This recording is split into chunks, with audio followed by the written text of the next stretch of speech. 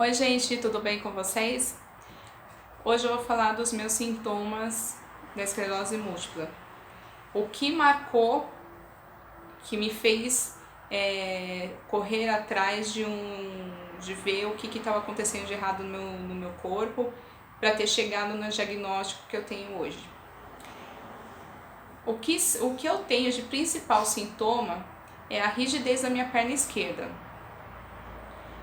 É um problema ter acontecido dessa forma, porque eu tenho um problema já no meu joelho esquerdo desde os 15 anos.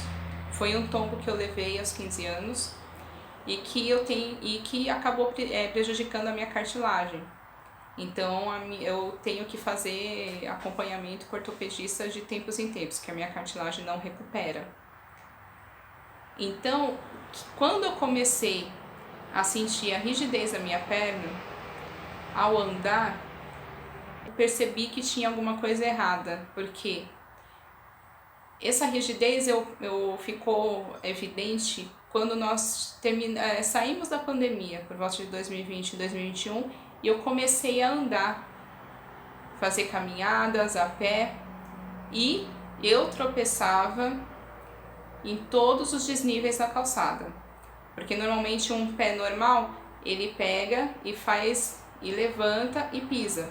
O meu pé não, ele vai só arrastando, vai só empurrando para dar passada e a minha perna não consegue levantar muito. Então, eu não consigo, meu pé acaba atingindo os desníveis, buraquinhos que tem na calçada. E eu comecei até a ter quedas, sabe, até cair. E aí eu falei assim, tem alguma coisa errada. Num primeiro momento, como eu tenho um problema na minha perna, no meu joelho, eu fui atrás do ortopedista. Os ortopedistas, claro que focavam no joelho, porque era o que eu estava relatando, apesar de eu falar que minha perna estava enrijecida, mas eles focavam em vamos fazer uma fisioterapia para o seu joelho, vamos tomar colágeno, porque o colágeno melhora a flexibilidade do joelho, mas não resolvia, não falava sobre a rigidez da minha perna. Até que um ortopedista, em dezembro de 2022, me falou assim, olha Helena, você tem realmente um problema no joelho, mas esse problema não ocasiona a sua rigidez na perna. E isso é alguma coisa de comunicação do seu cérebro com os nervos da sua perna, no movimento. Então, não é ortopédico, é um problema neurológico. Vai procurar um neurologista. A partir daí é que eu fui atrás e comecei a ver um neurologista que pudesse avaliar o que eu tinha, o que eu tenho, né, atualmente, né? Mas na época era o que eu tinha. E, primeira coisa, pedi ressonância magnética do crânio e da coluna cervical. Num primeiro momento, eletroencefalo. Depois, na segunda opinião que eu tive, foi focado em ressonância do crânio e da coluna cervical. E foi mostrado para mim, olha, você tem na sua ressonância apareceu algumas manchinhas brancas aqui no cérebro. Essas manchinhas são lesões pequenas nos seus nervos cerebrais. Tem algumas lesões calcificadas, que são esses pontinhos pretos. Aí depois que me falaram que eu vi no laudo da ressonância, que se chama black holes, que são lesões antigas e que estão calcificadas, né? Não regridem numa possível cura ou possível tratamento. Essas lesões são ocasionadas por esclerose múltipla. No primeiro diagnóstico eu falei assim, não, peraí, não é isso, tem que ter alguma coisa, porque falou que também não tem cura, tem tratamento, e o tratamento não vai recuperar minha perna. Depois eu fui numa segunda opinião, ressonância, Mesmas manchas lá e a mesma orientação. Esclerose múltipla. Vamos lá, vamos começar o tratamento para que não tenha novas manchas, que são ocasionadas por surtos. Eu particularmente não gosto dessa denominação surto, né? Uma lesão, porque atacou o nervo do meu cérebro, chama de surto, mas é o nome que se dá. E a partir disso, falou que a minha perna não iria se curar porque estava nessas manchas de black holes. Então, assim, é uma sequela que eu ia aprender a conviver com a minha perna do jeito que ela tá atualmente. Fazer exercício sempre físico, não deixar de caminhar, procurar exercícios para melhorar e fortalecer a minha perna, para que não que ela volte a ser como ela era antes, mas para que eu tenha uma qualidade de vida e consiga continuar caminhando.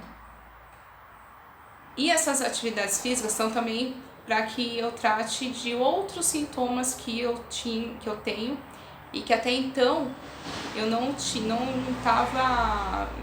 sabia que eu tinha, e que também, mais do que a minha perna, afetavam as minhas quedas, que é o equilíbrio. E aí a neurologista explicou, quando você afeta um lado do seu corpo, é como se você cortasse uma pontinha do pé de uma cadeira.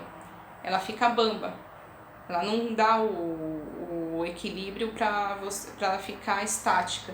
A mesma coisa acontece com o seu corpo. Então, exercícios físicos que ajudassem a melhorar o equilíbrio. E um muito importante, que é a fadiga. A fadiga não é um cansaço comum, não é uma preguiça, não é você ficar, largada, e não exatamente melhora se você tiver uma noite de sono tranquila, horas de sono adequada.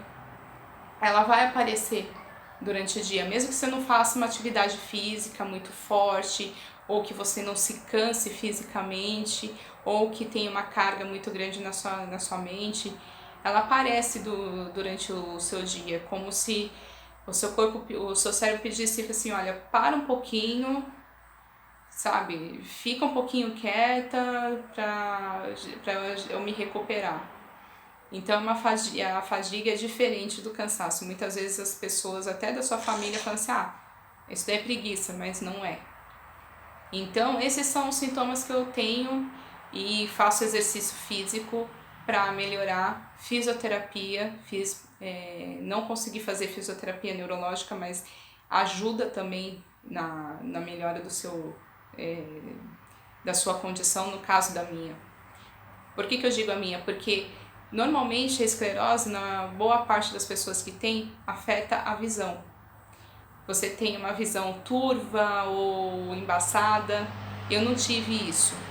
E isso ocasiona que muitas pessoas vão para o hospital e tenho que ter uma ação mais focada para parar o surto, para que possa voltar a visão.